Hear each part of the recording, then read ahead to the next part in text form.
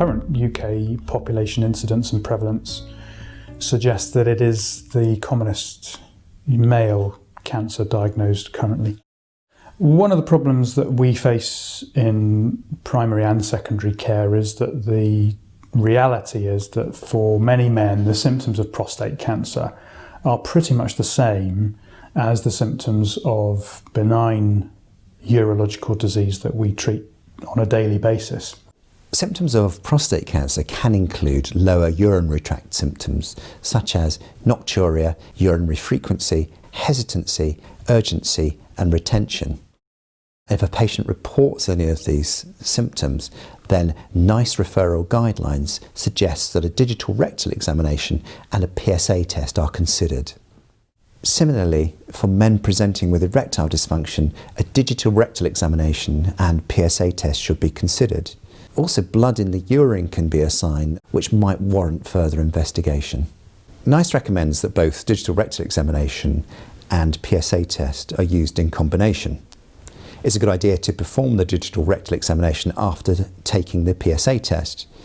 And if the prostate should feel enlarged or malignant during digital rectal examination, or if the PSA test shows levels above the age-specific reference range, then the patient should be referred using the 2-week wait referral pathway. One of the diagnostic tests that can be helpful in diagnosing or indeed excluding prostate cancer is the PSA blood test. PSA stands for prostate-specific antigen because it's a protein. It's a normal protein found in seminal plasma. There's a huge quantity of it in terms of concentration in seminal plasma, and a small amount leaks into the bloodstream, so therefore we can detect it on a fairly standard venous blood sample. Currently in the UK, a PSA value of 3.0 or lower would be considered normal in a man between the ages of 50 and 59. For men between the ages of 60 and 69, a PSA of 4.0 or lower would be considered to be normal. And for men over 70, a PSA of 5.0 or lower would be considered to be normal. Clearly, laboratory ranges vary quite significantly, so it's important that we're all familiar with the normal range represented in our own laboratories. Population screening with PSA is unhelpful in respect of prostate cancer earlier diagnosis, primarily because so many men with an elevated PSA level will not have prostate cancer.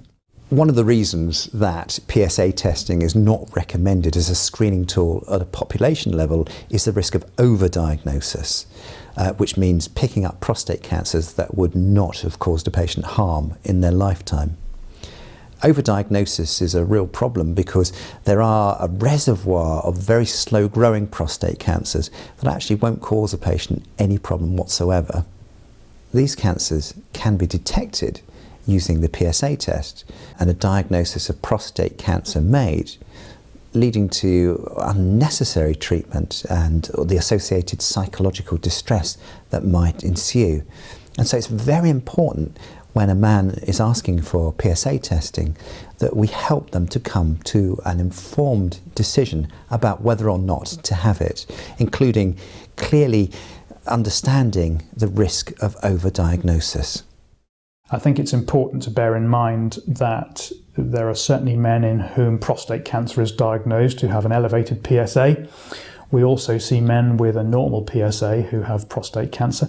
And from time to time, we do encounter men who have a clinically significant prostate cancer detected who have a lower than normal PSA value. It is very likely that for most of those latter men that reflects the poorly differentiated state of an aggressive prostate cancer in which PSA secretory mechanisms are abnormal.